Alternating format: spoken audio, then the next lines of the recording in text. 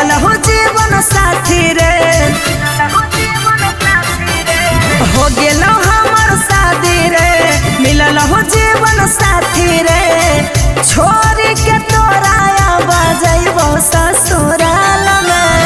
छोड़ देनी तू ता छौरी हमरा बुरा हाल में, जोगे दिला तोरनी देला तोरल ही नया साल में।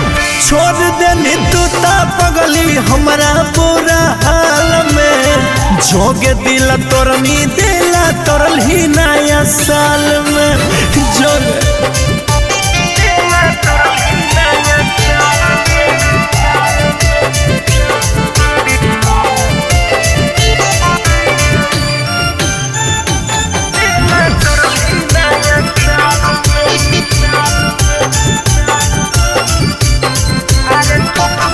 अरे टूट गेलो रिश्ता जब पड़लो से नूरवा, केहना समझियो तोरा हमरे लवरवा। आगे कहथिर ते कहरल तियौ कोटा माई रे जावा, मन करौ खैयौ बकीन के जरवा। देख के लव लेटर जइबो तोरा ताता कहल में।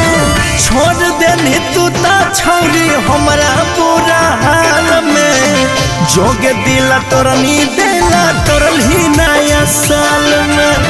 छोड़ देनी तू ता पगली हमरा बुरा हाल में, जोगे दिला तोरनी देला तोरल ही नया साल में।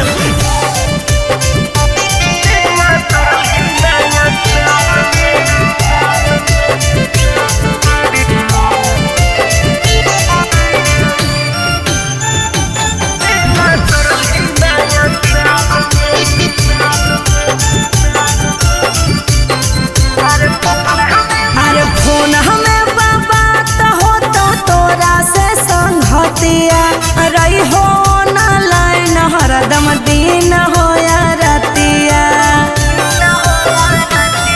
आगे जाके मना दीराबा में खैले तू कसम गे, जनम जनम तक छोड़बौ नहीं हमरे। चूक गेलियो तोरा से करके इजहार में। छोड़ देली पगली तू तो हमरा बुरा हाल में, जोगे दिला तोरनी देला तोरली नया साल में। छोड़ देली तू ता पगली हमरा बुरा हाल में, जोगे दिला तोरनी देला तोरल ही नया साल में। जोगे